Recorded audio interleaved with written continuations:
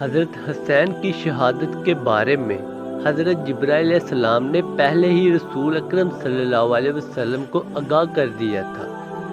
حضرت سلمہ کا بیان ہے کہ حضرت جبرائیل علیہ السلام نبی کریم صلی اللہ علیہ وسلم کے پاس حاضر ہوئے۔ اس وقت حضرت حسین میرے پاس تھے۔ اچانک وہ حضرت حسین رونے لگ گئے۔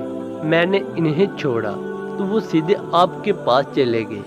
جبرائیل علیہ السلام نے پوچھا، کیا آپ ان سے محبت کرتے ہیں؟ اور آپ نے فرمایا، ہاں۔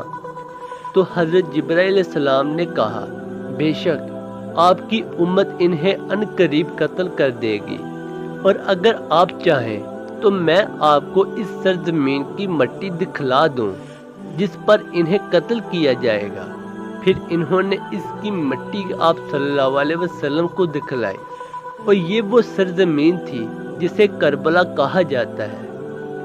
حضرت ابو بکر صدیق سے روایت ہے کہ رسول اللہ صلی اللہ علیہ وسلم نے فرمایا کہ جس نے حسن و حسین سے محبت کی اس نے مجھ سے محبت کی، اور جس نے ان سے بغض رکھا اس نے مجھ سے بغض رکھا۔